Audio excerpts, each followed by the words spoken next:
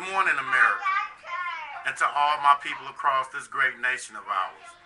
My name is Larry Watson once again, and I'd like to share a couple of my articles with you from my book that I call The Chronicles of Inspiration. Here's one of my favorite ones. I call this one The Apple That Didn't Fall Too Far from the Tree. This is the story about a young man who at that particular time, in his youthfulness, was at a crossroad in his life. Believe me, I grew up with him, so I knew him very well. But to protect his identity in order not to embarrass or make him uncomfortable in any way, we will call him Shameful.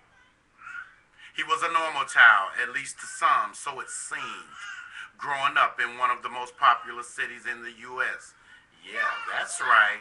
I'm talking about Chicago, Illinois, or as we Chicagoans prefer to call it, Chi-Town, or the Windy City. Now, for those of you from up there that may remember him extending from kindergarten even up to high school, if you think long and hard enough, you can't help but to remember him. You see, because this brother in his own mind felt that he had a feature that was unique and extremely away from the ordinary. And it happened to be his very dark skin tone. Now, in the very beginning, he thought it was normal to be teased a lot about his being so dark complected. But the truth about the whole matter is that it wasn't. Plus, during the 60s and the 70s, for whatever the reasons, there was a lot of tension that was aroused between light and dark-skinned tone brothers and sisters. Now, how this treacherous epidemic back then even got started is beyond his knowledge. But he did say this: black truly is a beautiful thing, but for him it was hard to believe that. Well, after making it through those very rough childhood years, unfortunately, Shameful dropped out of high school. Not just because of that issue alone, but also because by then, all or if he ever had any self-esteem at all, was totally stripped away from him. It took Shameful a long time to come to grip with the fact that there was nothing he could do about his complexion, because truly that was given to him at birth. But Shameful did take a stand by getting him a job, doing a total makeover for himself in terms of the way he dressed, walked, and talked, in addition to keeping his head held high as opposed to holding it down. And although his parents nor his siblings never knew about just what all he was going through back then, he was still blessed to have such loving parents and lovable siblings. You see, because his parents didn't have much money, but his father was one of the hardest working men that he had ever known.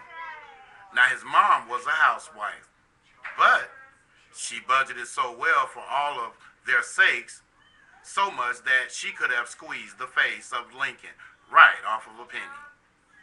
The reason Shameful never talked to his parents or anyone else about his complex with his skin tone color was because he didn't want them to think that he was just being silly, acting crazy, or just merely overreacting, which probably wouldn't have meant much to either of them, but meant everything in the world to him.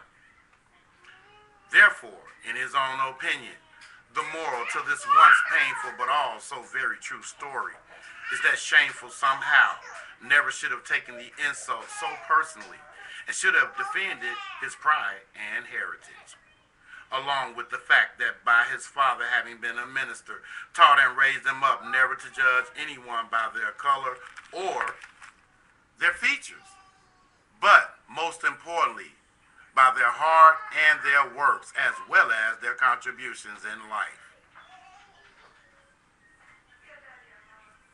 And for those of you who haven't caught on by now, I am that apple that didn't fall too far from the tree, that was one time known as Shameful.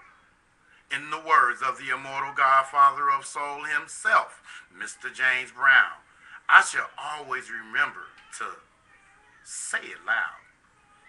I'm black and I'm proud.